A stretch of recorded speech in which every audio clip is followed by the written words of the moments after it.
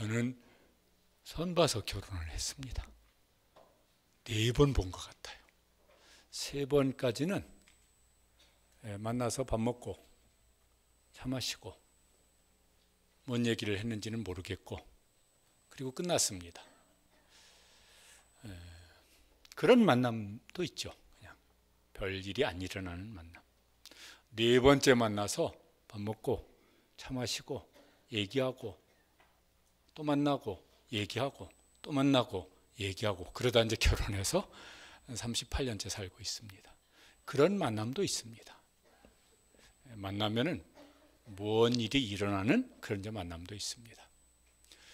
우리가 이제 사람과의 만남 속에서 삽니다. 그 만남의 질적인 차이에 따라서 그 결과도 이제 달라집니다. 예배는 하나님과의 만남이다 이렇게 말들을 많이 합니다. 적절한 말일 것 같아요. 그런데 이제 하나님과의 만남인데 예배 드리면 다 무슨 하나님과의 만남이 이루어질까? 또 그럼 그렇지는 않죠. 그렇지는 않습니다. 이사야서 6장인데 1장 2절에 보면은 이렇게 예배를 드린 사람들이 많았었어요. 1장 2절에 보면은 하나님이 보시기에 그랬습니다. 너희가 내 앞에 보이러 오니, 그 다음에 같이 읽어보시죠. 내 마당만 밟을 뿐이니라. 그때도 많은 하나님의 백성들이 성전에 예배 드리러 왔다가 가는데 하나님 보시기에는 뭐만 하고 간 거예요? 마당만 밟고 간 거예요. 그러면 이제 그 사람 속에 무슨 하나님 때문에 뭔 일이 일어나는 건 없을 겁니다. 그냥 종교의식 치르고 간 거죠. 오늘 6장에는 이제 이사야 선지자가 하나님을 만나는 사건이 나옵니다. 성전에서 했으니까 무슨 예배 중에 하나님을 만났을 것 같아요. 근데 굉장한 일이 이제 일어납니다. 그 만남도 특별하고 또 그것 때문에 이사야가 나는 이렇게 살겠습니다. 이렇게 이제 결심을 하고 또 그런 전환점이 되기도 했습니다. 다 똑같이 이사야처럼 하나님을 획일적으로 이사야처럼 하나님을 만날까 그러면 그건 아니죠. 그렇지만은 예배가 어떤 그게 내 내면 속에서 일어난 일이든 아니면 뭐 내 삶 속에 어떤 것이 되어졌든 하나님과의 만남이 이루어졌어요. 그런데 그게 그냥 형식적인 만남이 아닙니다. 그 속에 뭔가가 왔다 갔다 했습니다. 그래서 거기 우리 삶 속에 어떤 변화들이 어떤 새로운 일들이 일어나는 이런 주일 예배 때마다 그런 예배자가 되시기를 주님의 이름으로 축복합니다. 새벽마다 그러면은 나날이 새로워지면 더 좋겠고. 여기 이제 이사야 선지자가 예배를 드리는데 그 시대를 여기 1절에 이렇게 말을 했습니다. 우시야 왕이 죽던 해. 열왕기 하에 보면은 좋은 왕인데 끝에 가가지고 이상하게 변질돼가지고 또 그 시대도 이제 그렇게 이제 되어져 갑니다. 1장에서 5장까지 이제 그 시대 백성들에게 이사야 선지자가 외쳤던 건데 보면은 그 1장 2절 말씀이 적절한 표현이에요. 그냥 와서 무슨 뭐 안식일이 됐든 절기가 됐든 그 월삭 그 구약 성경에는 매월 초하루 안식일 그 다음에 절기 이럴 때 이제 예배를 드리는데 그냥 마당만 밟고 간 거예요. 그래서 뭔 일이 안 일어나요. 마음속에도 삶 속에도 뭔 일이 안 일어나요. 그런데 그때 이제 이사야는 예배 중에 하나님과의 특별한 만남이 이루어집니다. 1절 그 다음에 보면은 봅니다. 뭘 봅니까? 내가 본즉 주께서 높이 들린 보좌에 앉으셨는데 하늘 보좌에 앉아 계신 하나님을 봅니다. 그게 좀 환상인지 무슨 뭐 어떤 체험인지 어쨌든 모르겠지만 어떤 신비하고 특별한 이제 체험을 이제 합니다. 성경에 하나님을 만나는 사람들이 나옵니다. 그게 어떤 각각 이렇게 다 똑같지는 않지만은 무슨 야곱도 저 야복강에서 막 하나님을 만납니다. 또 무슨 모세는 저 시내산에서 내려올 때 막 영광 중에 계신 하나님을 만나는 일이 나옵니다. 솔로몬이 성전을 짓고 봉헌 예배 드릴 때 거기 막 하나님께서 영광 중에 임재하시는 것을 경험합니다. 스데반 집사님은 저 순교를 당할 때 그 돌로 맞아 죽어가는 그 죽음의 자리에서 보좌 우편에 계신 주님을 봅니다. 하여튼 뭐 이렇게 나와요. 근데 그런 분들이 그게 그 삶에 오랫동안 기억이 되어지고 뭔가 이렇게 영향을 깊이 주는 이런 이제 계기가 이제 되어지는 것을 보게 되어집니다. 그런 점에서 다 똑같은 모습은 아니지만은 예배 중에든 혹은 뭐 혼자 기도하는 중에든 어느 때에든 나를 만나 주시는 하나님, 그래서 내 속에 무언가를 하시는 하나님을 경험하는 예배자 되시기를 축복합니다. 또 그런 예배를 사모하면서 예배를 드리시면 좋겠습니다. 보는데 뭘 보냐면은 하나님이 높이 들린 보좌에, 하늘 보좌에 계신데 그 하나님의 옷자락, 저것도 어떤지 신비한 모습일 텐데 그게 저 하늘 보좌에서 지금 이사야가 있는 성전까지 흘러내려서 성전에 가득한 모습을 봅니다. 그러니까 이제 지금 그 성전에서 예배드리는 이사야가 그걸 지금 보고 있어요. 그러니까 그 예배 중에 지금 임재하신 것입니다. 구약 성경에서 그 성전은 제사장만 들어갈 수 있습니다. 이사야도 제사장이었을 것 같아요. 그렇게 언급한 부분은 없지만은 이사야 다음에 나오는 예레미야는 선지자지만 제사장이라고 그렇게 말을 합니다. 그 뒤에 나오는 에스겔도 선지자지만 제사장입니다. 그래서요 성전에 대한 묘사들이 거기 많이 나와요. 왜냐하면 그분들이 제사장이기 때문에 잘 아는 거죠. 어쨌든 성전에 들어가서 그런 거 보면은 이사야도 제사장이었을 것 같아요. 그 성전에 지금 하나님의 옷자락이 그 성전에 가득한 아주 특별하고 신비로운 어떤 체험을 합니다. 왜 이사야는 그런 하나님의 임재를 경험할 수 있었을까? 그건 하나님께서 전적으로 하시는 하나님의 은혜의 일이지만은 어쨌든 그 시대에 그냥 성전 마당만 밟고 지나가는 그 세대 백성들하고는 다른 예배를 드렸을 것 같아요. 그러니까 하나님께서 그 예배 중에 그를 그렇게 만나 주신 것이지. 똑같이 그러셨더라면은 안 그랬겠지. 또 봅니다. 이제 그거 말고도 또 보는 것이 있어요. 그 2절에 보면은 이번에 이제 천사들을 봅니다. 스랍들이 모시고 섰는데 각기 6날개가 있어 그 둘로는 얼굴을 가렸고 그 둘로는 자기의 발을 가렸고 그 둘로는 날며. 저게 이제 무슨 의미일까요? 스랍은 하나님을 옆에서 모시는 천사들인 것 같아요. 하나님을 대하는 태도예요. 우리가 어떤 사람을 대할 때 그 사람에 맞게 어떤 태도를 취하거든요. 그런 걸 예의라고 그러든지 예우를 갖춘다고 그러든지 예의를 갖춘다고 그러든지 이런 거예요. 함부로 여기는 사람은 함부로 여기는 티가 나잖아요. 존중 여기는 사람은 존중 여기는 티가 나게 해요. 그러면 이제 함부로 하면 뭐예요? 무례하다고 그러든지. 그러면 여러분 기분이 어떻습니까?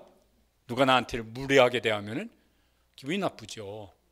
근데 누가 나를 예의를 갖춰서 대한다고 그러면은 저 사람이 나를 이렇게 귀하게 여겨주는구나 이랬으니 기분이 좋을 거예요. 지금 이 스랍들이 예의를 갖춰서 하나님을 대하는 태도입니다. 두 날개로 난다는 것은 하나님이 뭔가 말씀하시면 즉각적으로 뭐 실행을 지금 하려고 하는 그런 준비 자세고, 그런 천사들을 봅니다. 그들은 천사들이에요. 하나님의 자녀는 아닙니다. 우리는 뭐예요? 예배드리는 우리는 하나님의 자녀입니다. 그러니까 하나님과 훨씬 더 친밀한 것이 좋아요. 그 대신 훨씬 더 하나님 앞에 예의를 갖추는 것도 좋을 것 같아요. 지금이야 뭐 예의 이런 거 막 별로 뭐 그 구식처럼 여기지만은 그래도 어른도요 애한테 예의란 표현은 좀 그렇지만은 이 아이를 사랑하고 존중 여기는 태도로 대하면 아이들이 어떻습니까? 알아요. 집에 키우는 강아지도 그거 알아요. 그러니까 이제 우리가 하나님의 자녀인데 하나님 앞에 하나님께서 야 네가 지금 나한테 합당한 그런 마음으로 태도로 예배를 드리고 있구나. 내가 그래서 얼마나 기분이 좋은지 몰라. 이럴 수 있는 예배자가 되기를 사모하시고 또 준비하시고 힘쓰게 되시기를 바랍니다. 그래야 뭔가 이렇게 오고 이렇게 교감이 이제 이루어지지 않습니까? 이제 보는데 이제 또 귀로도 듣습니다. 눈으로 보고 귀로 듣습니다. 천사들의 찬송 소리를 듣습니다. 뭐라고 찬송하냐면은 찬송가 가사가 간단했어요. 읽어보시죠. 거룩하다, 거룩하다, 거룩하다 만군의 여호와여. 세 번은요, 하나님은 지극히 거룩하신 분이라서 볼 수 없어요. 그래서 얼굴을 가리웠어요. 그 하나님, 그 존엄하신 하나님 앞에 그 발을 보일 수가 없어요. 그래서 발을 가리웠어요. 왜? 그분은 어떤 분이시기 때문에 만군의 여호와세요. 세상 만물, 우주 만물을 그분의 권세로 통치하시고 지배하시는 분이시라고. 천사는 알았어요. 그걸 하나님이 얼만큼 거룩하시고 얼만큼 권세가 많으시고, 그래서 어떻게 세상을 다스리시는 그런 권세 있는 분이신지 천사들은 알았어요. 그래서 가리고 그 다음에 뭐예요? 거룩하다, 거룩하다, 거룩하다 찬송을 지금 부르고 있는 것입니다. 그의 영광이 온 땅에 충만하도다. 천사들 눈에는 하나님의 영광이 온 땅을 덮고 있는 것이 보여져요. 그러니까 그분 앞에서 그분의 합당한 지금 찬송을 부르고 있는 것입니다. 그래서 이제 그렇게 그들은 이제 하나님을 예배하는 것이죠. 이제 우리는 하나님의 자녀인데 어떤 점에서는 천사가 더 잘할 수 있겠지만은 어떤 점에서는 하나님의 자녀인 우리가 하나님을 더 잘 알고 더 사랑하고 더 존귀하게 여겨드리고 더 합당한 예우를 갖추어서 그렇게 하나님을 예배할 수 있게 되시기를 바랍니다. 그게 맞잖아요. 천사들은요 그냥 천사예요. 수종들은. 우리는 하나님의 자녀라니까요. 그러니까 자녀가 더 아버지 하나님을 존귀하게 여겨드리는 것이 그게 더 합당하죠. 더 친밀하기도 해야 되겠지만 찬송가 중에 이 스랍처럼 그렇게 하나님의 영광을 보면서 하나님을 높여드리면서 예배를 드리는 분이 지은 찬송시가 있어요.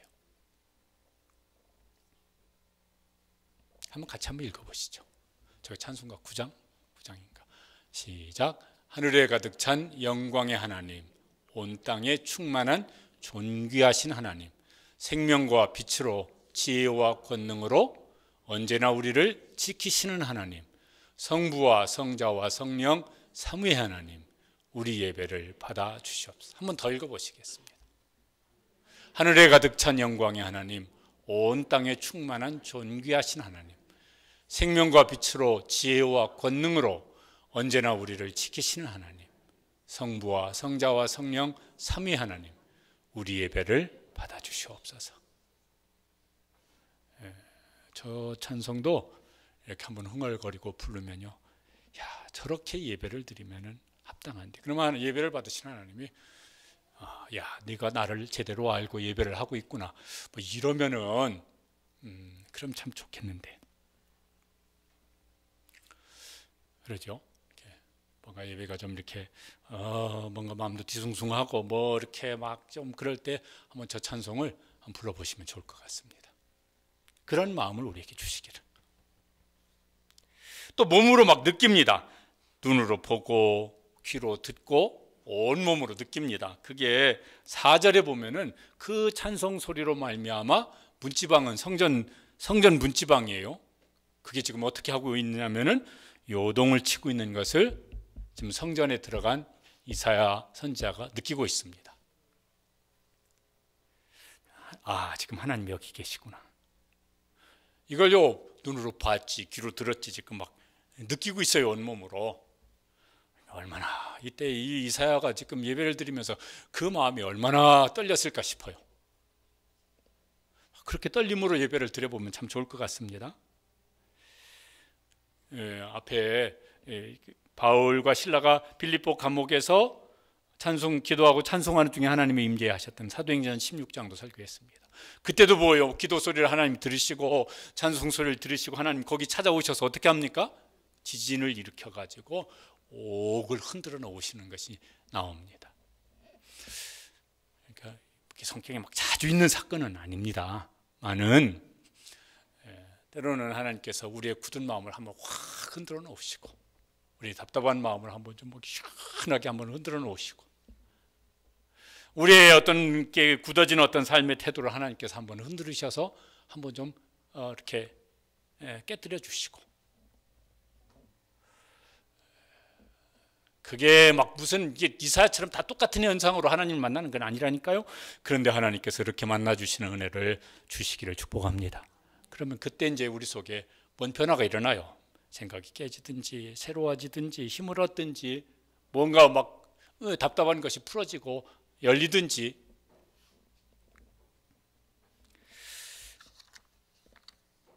그런 예배가 드려지면은, 그러면 이제 예배를 드리고 난 다음에 우리의 삶의 자리로 돌아갈 때 우리 삶 속에서 뭔가 이제 새로운 변화들이 일어나게 될 줄로 믿습니다. 시편 22편 3절에 보면 하나님은 찬송을 굉장히 좋아하시는 것 같아요. 기도도 좋아하시는데 저렇게 말씀이 나옵니다. 한번 같이 읽으시죠. 이스라엘의 찬송 중에 계시는 주여, 주는 거룩한 이이다. 찬송도 그 스랍들이 불렀던 찬송과 가사는 어떻습니까? 거룩하다, 거룩하라, 거룩하라. 만군의 주 여호와여, 주의 영광이 온 땅에 충만하다. 하나님을 높이는 일에 가사가 집중되어 있습니다. 막 이것 주시고 저것 주시고 이런 찬송도 할 수 있어요. 우리가 찬송을 막 곡조 있는 기도다, 옛날에 그런 말씀들을 많이 하셨는데 그런 기도도 할 수 있어요. 근데 하나님을 높여드리는 찬송을 좋을 거 아니겠어요? 그냥 우리가 그냥 집에서 겪는 일을 생각을 해봐도 자녀들이 뭐 주세요. 이제 막 돌, 두 돌, 세 돌짜리는요, 주세요 한번 해봐. 주세요. 그러면 그것도 얼마나 이쁜지 모르겠어요. 근데 30살짜리가 주세요. 그 다음 날도 주세요. 그 다음 달도 주세요. 맨날 이러고 있으면요, 아이고 저게 아주 그냥 언제나 철들려나 이럴 거예요. 주세요도 필요합니다. 하나님이 필요한 것을 구하라고 그러셨으니까. 그런데 하나님을 높여드리는 기도도 많이 할 수 있게 되시길 바랍니다. 그런 찬송도 많이 하시고. 임재하신 하나님께서 내가 여기 있다라고 하는 것을 이제 보여주세요. 그게 어떻게 나타나냐면은 성전의 연기가 충만한지라. 저런 건 이제 성경에 몇 군데 나와요. 솔로몬이 성전 건축하고 봉헌 예배를 드릴 때도 하나님 저렇게 임재를 하십니다. 열왕기상 8장 9절 10절에 보니까 저렇게 되어 있어요. 구름이 여호와의 성전에 가득하며 여호와의 영광이 성전에 가득함이었더라. 누구든지 알았어요. 그때 야, 하나님 저기 계시구나. 하나님 저기 지금 이렇게 임재하셔서 함께 계시는구나.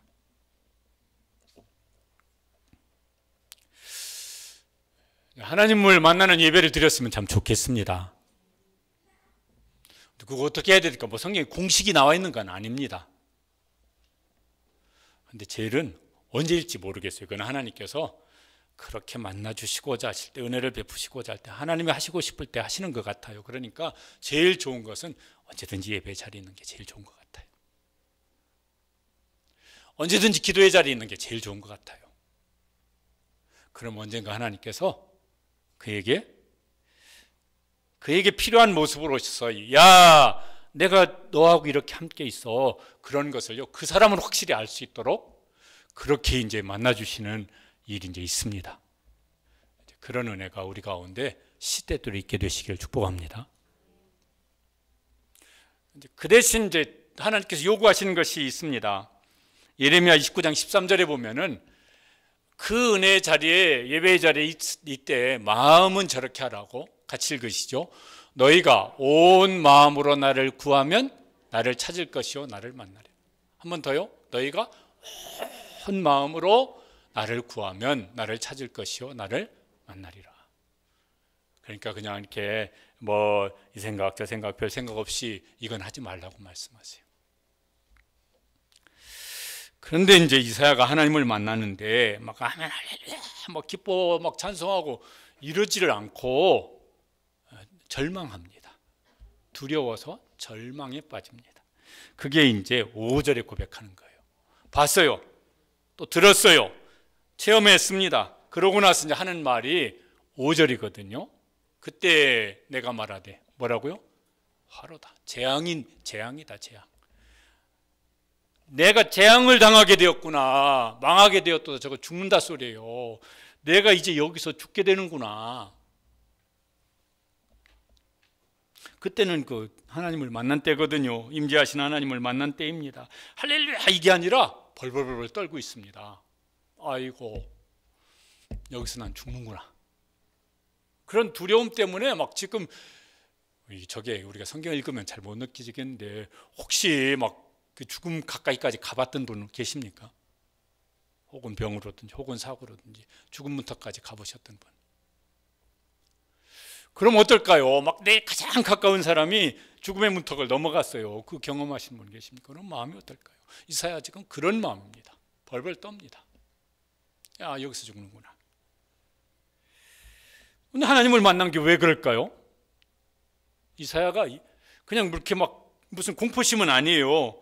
하나님 앞에 설 때 자기 자신을 이제 보았습니다. 진짜 자기 모습. 사람들 앞에는 안 드러나는 진짜 자기 모습을 본 것입니다.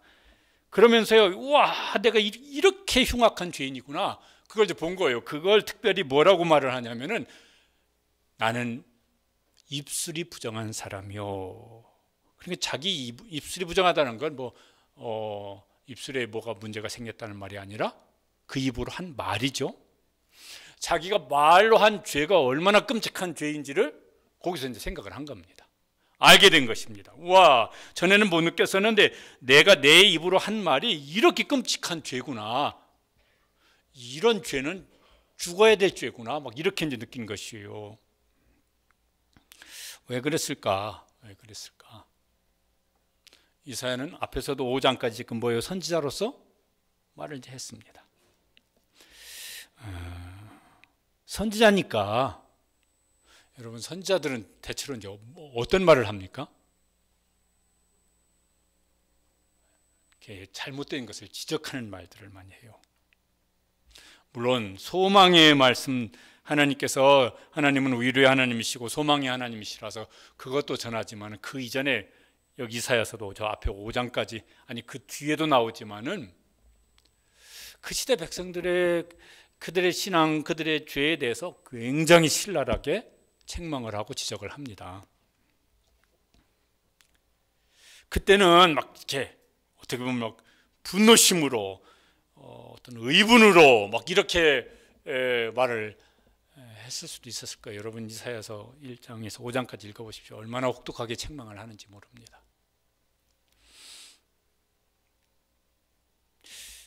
그때는 옳은 말이라고 생각을 했던 모양인데 요 6장에 와가지고 내가 입술로 이렇게 악한 죄를 지었으면 이 정도는 죽어야 싸다. 이렇게까지 이제 느낀 것입니다. 옳은 말 하면서 죄를 짓는 일은 없을까? 여러분, 옳은 말 하는데 그 말 자체가요 100번 옳아요. 그런데 죄 짓는 일은 없을까요?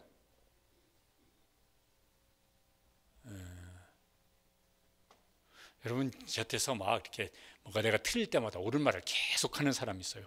그 사람 옆에 있고 싶습니까? 안 있고 싶습니까? 저는 안 있고 싶어요. 그런 사람은. 그런 사람은 진짜 싫어요. 집에서 부모님이 애한테 옳은 말씀을 하지 틀린 말씀을 하겠습니까? 그런데 애는 그 옳은 말이 듣기 싫다고 집을 뛰쳐나가요. 그 옳은 말 때문에 마음의 상처가 깊어져서 평생 그 상처를 끌어안고 끙끙대면서 사는 그런 애들도 있어요. 자녀들도. 여러분, 제가 막 설교 시간마다 옳은 말을 막 빗대서 가면서 매주 하고 막 새벽마다 옳은 말을 설교하고 막 이러면은 새벽기도 나오시겠습니까? 집에서 하시겠습니까? 옳은 말인데 사랑 없는 옳은 말은 사람의 마음을 난도질하기가 쉬운 것 같아요. 깊이 베이고 옳은 말을 해야 될 때가 분명히 있죠. 근데 사랑 없는 옳은 말은 비판하고 정죄하고 무시하고 공격하고 이렇게 말하기가 쉬운 것 같아요. 누가 어디 보니까 사실과 진실의 차이가 뭐냐 이런 걸 했는데 말이 그럴듯하더라고요. 사실은 그냥 있는 팩트를 말하는 거예요. 진실은 그 사실에다가 사랑을 더하여서 하는 말은 진실이다. 이런데 그 사전적인 의미는 어떤지 모르겠는데 마음에 와닿기는 하더라고요. 옳은 말인데 거기에 사랑을 듬뿍 담아서 말하는 나도 그렇게 말을 하고 듣는 사람도 저게 옳은 말인데 잠깐 마음이 아프기는 하지만은 저 속에 사랑이, 엄마의 사랑이, 우리 목자님의 사랑이 물씬 묻어 있구나. 이러면 상처는 안 될 것 같아요. 반성을 하든지 돌이키게 하든지 이럴 텐데 사랑 없는 옳은 말은 칼로 베인 것처럼 상처가 되기 쉬운 것 같아요. 근데 이게 어려워요. 옳은 말 그 자체를 하는 건 누구나 할 수 있는데 거기다가 사랑을 가득 담아서 옳은 말을 하는 건 이건 여간에서 잘 안 되는 것 같아요. 마태복음 7장 3절에 예수님께서 이런 말씀을 하셨습니다. 같이 읽어보시죠. 어찌하여 형제의 눈 속에 있는 티는 보고 내 눈 속에 있는 들보는 깨닫지 못하느냐. 예수님이 보시기에는 내 눈에는 지금 내 눈 속에는 뭐가 들어있는데 이거 있지, 들보 이거 이게 이렇게 큰 죄가 들어있는데 네가 지금 그 잘못했다고 지적하는 사람, 그 사람 눈에는 내가 보기에 그 들보에 떨어진 작은 조각 티가 들어있는데 어떻게 네 눈 속에 있는 건 못 보고 남의 눈 속에 있는 것만 보고 크게 비판하고 정죄하고 막 이러느냐. 그 마땅치 않다. 네 눈 속에 있는 들보부터 빼낸 다음에 이렇게 티가 어쩌니 저쩌니 말을 해라. 예수님 이런 말씀을 하셨습니다. 우리 속에 이런 문제가 참 많을 것 같아요. 저도 그러겠고. 이사야가 이제 이랬습니다. 그 다음에 나오는 말이 뭐냐면은 나는 입술이 부정한 백성 중에 거주하면서. 그러니까 저 백성들 보면서 저 사람들은 입술이 부정해져요. 말을 막 저렇게 하고 막 그렇게 거하면서 나는 안 그렇다고 생각했는데 하나님 앞에 서 보니까 나도 그들하고 똑같아요. 그걸 이제서야 알게 된 거예요. 그런데 그걸 하나님이 만군의 왕이신 여호와 하나님께서 보고 계시는데 지금까지 다 보고 계셨는데 아이고 나는 이제 죽었구나. 그 두려움으로 벌벌 떨고 있는 겁니다. 그러면서 그게 이제 회개하는 것이죠. 성령님께서 우리 속에 이사야처럼 하나님 앞에 설 수 있는 은혜를 주시고 하나님 앞에 서서 내가 어떤 내 실체를 볼 수 있는 눈을 열어주시는 은혜를 구하게 되시길 바랍니다. 그리고 이제 회개의 영을 부어주셨으면 좋겠어요. 이사야같이 막 이렇게 하나님 앞에서 여기서 하나님이 나를 용서 안 하시면은 여기서 죽이실 것 같아 막 이런 두려움이 있다 그런다면 얼마나 회개를 그가 두려워 떨며 회개를 했을까. 바울 사도가 아주 이렇게 앞뒤가 안 맞는 그 모순되는 것처럼 보이는 고백을 한 것이 있습니다. 그가 이제 예수님을 만나기 이전 나도 한때는 잘 나갔었다 이걸 말을 하면서 했던 것 중에 한 가지인데 율법의 의로는 흠이 없는 자로다. 얼마나 당당했겠어요. 나는 율법의 의로는 흠이 없는 사람이다. 그런데 그 뒤로부터 시간이 이제 한참 더 지난 시점에서 한 말인 건데 그때 자기 상태를 저렇게 말을 했습니다. 죄인 중에 내가 괴순이라. 예수 왜 저렇게 말이 달라졌을까? 얼마나 그 헌신적으로 살았는데 왜 저렇게 말이 달라졌을까? 이유는 중간에 한 가지가 있어요. 예수님을 만났어요. 그러고 봤더니 그전에는 당당했어요. 내가 말이야 이들하고는 달라 막 이러면서 율법으로 나가는 흠이 없는 사람이었어. 이렇게 말했던 그가 예수님을 만나고 난 다음에 아이고 무슨 소리, 죄인 중에 내가 괴수인데. 이렇게는 달라졌어요. 그래서 그 괴수인 자기 죄를 사랑으로 씻으시고 덮어주신 예수님 외에는 나는 자랑할 게 없다. 예수님의 십자가 외에는 나는 자랑할 게 없다 이렇게 말했어요. 왜? 자기가 그런 죄인인데 그 죄를 용서 안 받았으니까. 하나님 앞에 서는 것은, 하나님의 임재 앞에 서는 것은 거울 앞에 서는 것과 같다고 생각이 듭니다. 여기요, 이렇게 우리 예배당 올라올 때 저 2층 3층 거기에 거울이 붙어 있어요. 거울을 떼버리고 그냥 시멘트 벽을 바라보면 내 모습이 안 보입니다. 그런데 거울을 거기 놓으면 보여요. 어른들은 별로 안 그런 것 같은데 중고등부 애들이 자꾸 거울 앞에서 막 이러고 있어요. 야, 거울 깨져. 너무 이뻐가지고 거울 깨지니까 그만 쳐다보고 내려가. 그러는데 거울을 좀 한번 봤으면 좋을 사람이 잘 안 쳐다보고, 안 봐도 될 사람이 자꾸 쳐다보고, 좀 이런 것 같은 생각이 듭니다.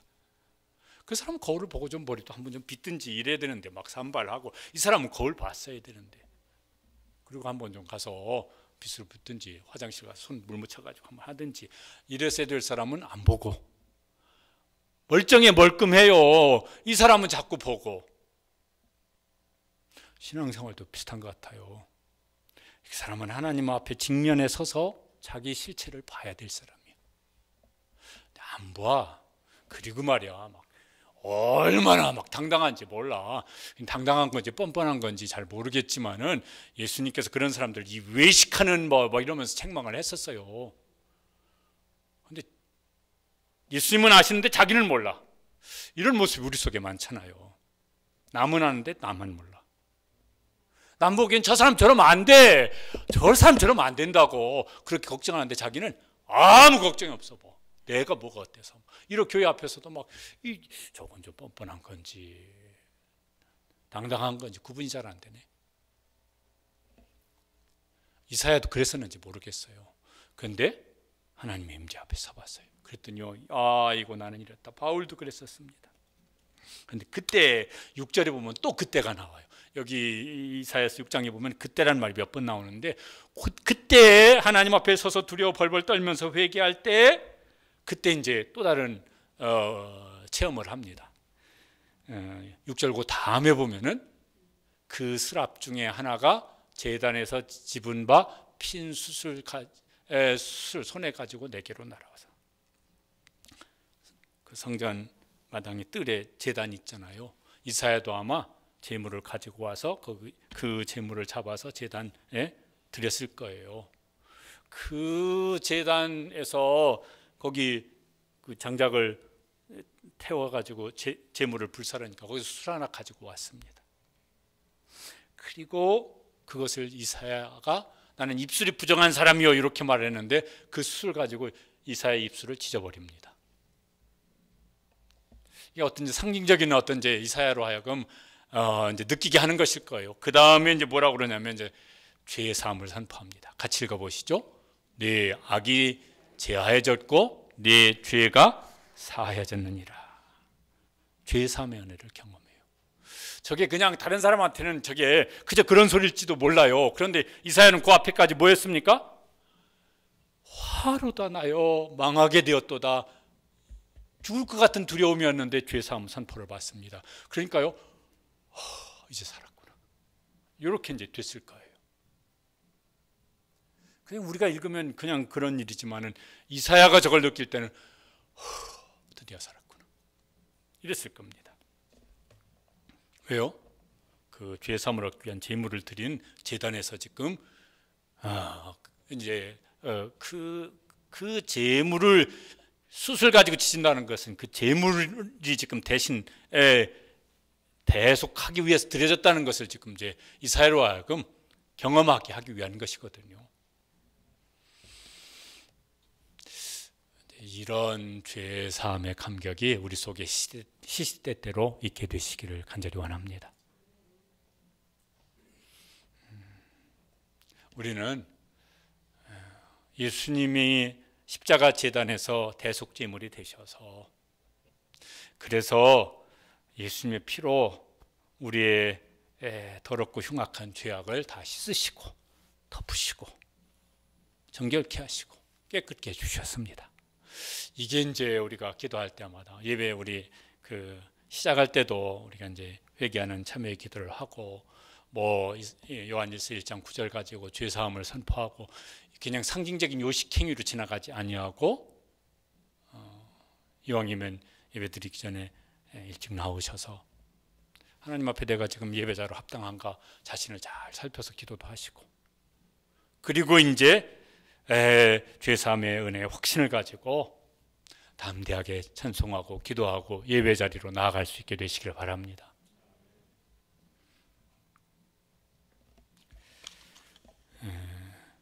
그래서요, 이렇게 뭐 어떤 수련회든 막 부흥회든 하면 예전에는 이런 찬송을 많이 불렀어요. 그런데 가면 막 회개 기도도 막 강조하고 이러니까 주로 뭐예요? 예수님의 십자가의 보혈, 이런 찬송이 찬송가 한 250장에서 300장 사이에 이제 이렇게 집중적으로 있습니다. 한번 같이 한번 불러보시죠. 예수는 우리를 깨끗게 하시는 주시니 그의 피 우리를 눈보다 더 희게, 한 번 더 불러보시죠. 예수는 우리를 깨끗게 하시는 주시니 그의 피 우리를 눈보다 더 희게 하셨네. 아멘. 이런 마음이면 좋을 것 같아요. 새벽마다 기도하시든지 나와서 기도하시면 좋겠지만은 저녁에 집에 들어가면 다 씻어요. 샤워도 하고 어떤 사람은 아침에 일어나서 또 씻어요. 어제 저녁에 씻었는데 또 씻어요. 뭐가 씻어야 되겠어요. 뭐가 이렇게 좀 찜찜해요. 수시로 막 손은 막 또 코로나 이후에 막 하루에도 몇 번씩 씻어요. 뭐가 찜찜해요. 씻어요. 우리가 예수님의 십자가의 피로 그렇게 씻음 받았음을 느끼는 기쁨, 감사, 자유함, 이것이 손발 씻고 목욕하고 머리 감는 것만큼이나 우리 속에 실감나게 경험되어지는 그런 은혜가 있게 되기를 축복합니다. 그러면 예수님의 십자가가 제일 귀해요. 그거보다 더 귀한 것이 없습니다. 그거 보시죠. 그때 이사야가 한 가지를 또 더 경험하는 게 있습니다. 8절을 보면은 우리 개역개정 성경에는 조말이 생략되어 있는데 원래는 있는 말이에요. 그때에 내가 또 주의 목소리를 들으니. 죄 사함 받은 감격으로 그 마음이 뜨거워졌을 때 귀가 열렸습니다.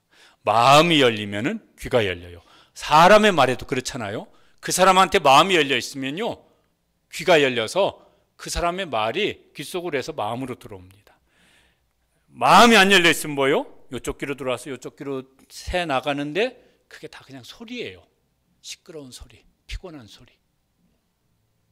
이사야의 마음이 열렸습니다. 은혜의 감격으로 마음이 뜨거우니까 마음이 열립니다. 귀도 열려요. 은혜 받은 만큼 마음도 열리고 그 마음이 열린 만큼 귀도 열립니다. 그 사람이 이제 하나님의 말씀이 하나님의 음성으로 들립니다. 이사야의 귀에 들려요. 무슨 소리가 들리냐면 하나님의 탄식 소리가 들립니다. 읽어보시죠. 내가 누구를 보내며 누가 우리를 위하여 갈꼬. 저기 뭔 소리예요? 하나님께서 누군가를 보내셔야 되겠는데 보낼 사람이 없으시다는 거예요. 하나님이 누군가를 보내셔야 되는데 나를 대신해서 우리를 대신해서 보내야 되겠는데 보낼 사람이 없다는 거예요. 하나님 뭐 강제로 끌어다 보내시진 않잖아요. 헌신하는 사람을 보내시는 것인데 그럴 만한 사람이 없다고 하나님께 탄식하고 계십니다. 하나님의 부르심입니다. 소명이라고도 말을 하고 뭐 무슨 막 콜링 영어로도 말을 하기도 하고 하나님의 부르심이에요. 두 가지 콜링이 있어요. 구원회로 우리를 부르십니다. 근데 그 사람은 꼭 하나님께 뭐 하냐면은 그를 사명을 주어서 보내시려고 부르시는 것이, 이게 따로따로 나눠져 있지가 않습니다. 하나님의 그 소리가 쟁쟁하게 이제 들립니다. 하나님의 부르심, 그 소명이 이사야 마음속에 요동을 칩니다. 그러니까 이사야가 대답을 합니다. 이게요, 이사야서 1장에 이런 대답이 나오지 않고 6장에 나왔어요. 1장에서 5장까지는 이사야가 어떤 마음으로 사역을 했는지 다 모르겠습니다. 저렇게 대답을 했습니다. 한번 같이 한번 읽어보시죠. 내가 여기 있나이다, 나를 보내소서. 다시 한번, 내가 여기 있나이다, 나를 보내소서. 한 번만 더요. 내가 여기 있나이다, 나를 보내소서. 이사야가 이제 자원합니다. 왜? 은혜 받은 감격으로 마음이 뜨거워요. 자원해요. 그래서 그가 기쁨으로 이제 헌신을 하는 것입니다. 그렇게 하면은요, 수고하지만은 그게 고생이다 이렇게 생각은 안 드는 것 같아요. 그러면 그 수고는 이제 행복한 수고가 되어집니다. 다 이렇게 하냐면 그렇지는 않습니다. 하나님께서 예레미야를 선지자로 부르십니다. 예레미야도 소명을 받습니다. 근데 이제 이렇게 하나님 부르셨어요. 예레미야서 1장 5절에 보면은 아주 하나님께서요, 예레미야를 아주 특별하게 부르셨습니다. 내가 너를 모태에 짓기 전에 너를 알았고, 네가 배에서 나오기 전에 너를 성별하였고, 너를 여러 나라의 선지자로 세웠노라. 얼마나 근사하게 부르시는 겁니까? 근데 이 소명을 받은 예레미야가 대답을 합니다. 내가 이르되 어떻다고요? 슬프도소이다. 안 기뻐요. 아멘 할렐루야? 아니에요. 슬픕니다. 왜 납니까? 이랬어요. 아니, 뒤에 예레미야가 얼마나 귀한 헌신하는지 모릅니다. 그런데 이왕이면은 이사야처럼 하고 헌신했더라면 얼마나 더 좋았을까, 이런 이제 아쉬움은 좀 있죠. 하나님 모세를 부르십니다. 모세도 하나님께 소명을 받습니다. 출애굽기 3장에 보면은 하나님께서 모세를요 이렇게 부르십니다. 이제 내가 너를 바로에게 보내어 너에게 내 백성 이스라엘 자손을 애굽에서 인도해 내게 하리라. 이스라엘의 지도자로 삼으시겠다는 거예요. 저도 얼마나 근사한지 모르겠는데 모세가 반응을 합니다. 뭐라고 대답하냐면은, 내가 누구이기에 바로에게 가며 이스라엘 자손을 애굽에서 인도해 내릴까? 하나님, 사람 잘못 보셨습니다. 저는 그럴 만한 사람이 아닙니다. 저는 싫습니다. 저거 몇 번 하나님하고 씨름을 합니다. 나중에 하나님께서 막 분노하시니까 억지로 이제 애굽으로 갑니다. 얼마나 훌륭한 지도자가 됐는지 모릅니다. 그런데 이왕이면은 처음부터 이사야처럼 그렇게 헌신했더라면 얼마나 좋았을까. 그런 이제 아쉬움이 있죠. 하나님께서 우리를 부르셨습니다. 우리는 어떻게 이제 반응을 할까? 소명을 받은 사람은 하나님께서 뭐예요? 그를 하나님의 일을 위해서 보내시려고 부르신 거예요. 그럴 생각이 없으시다 그런다면은 예수님을 믿고 구원받은 순간 우리를 천국으로 데려가셨을 거예요. 남겨두신 것은 뭐예요? 사명을 감당하라고, 사명자로 좀 살다 오라고. 우리는 이제 부르심을 아는가? 이사야처럼 내가 누구를 보내며 누가 우리를 위하여 갈고, 하나님이 사람을 찾으시는 그 하나님의 소명이 이게 지금 내 귀에 들리고 있나, 내 마음을 울리고 있나? 이게 있어야죠. 이게 있어야죠. 그러면 이제 어떻게 이제 반응을 하나? 어떻게 반응을 하나? 이제 감격이 있어야 반응을 하는 것 같아요. 우리가 이제 부르는 찬송 중에 이 찬송도 많이 부릅니다. 이런 사람이 이제 부르심에 반응을 할 거예요. 같이 읽어보시죠. 나 같은 죄인 살리신 주 은혜 놀라워 잃었던 생명 찾았고 광명을 얻었네. 저 사람이 할 것 같아요. 또 310장도 비슷한 찬송인데, 하나님의 은혜로 이 쓸데없는 자 왜 구속하여 주는지 난 알 수 없다. 저 감격이 마음속에서요 이렇게 식지 않은 사람이 이제 내가 여기 있나이다, 나를 보내소서, 이걸 할 수 있을 것입니다. 오늘도 우리가 이제 예배를 드립니다. 이사야 같은 예배자가 되었으면 좋겠습니다. 우리 예배 중에 각각의 모습으로 하나님께서 만나 주셔서 그래서 하나님 앞에서 내가 누구인지, 내가 어떤 은혜를 받은 사람인지, 그리고 하나님이 나를 지금 어디로 부르시고 계시는지 거기에 이사야처럼 응답할 수 있는 그런 예배자들 되시기를 축복합니다. 그렇게 살면 이제 그때 야, 하나님이 내 인생 속에서 뭔가를 하고 계시는구나. 그것이 이제 수고지만은 행복한 수고가 되어지고, 그것이 막 남보다 더한 어떤 고생을 하지만은 야, 내가 주님을 위해서 이렇게 살 수 있는 것은 이건 나한테 주신 특혜다. 이런 마음 가지고 헌신을 할 수 있게 될 것입니다. 이런 삶이 우리 가운데 있게 되기를 주님의 이름으로 축복합니다. 기도하시겠습니다. 우리 함께 기도하시죠.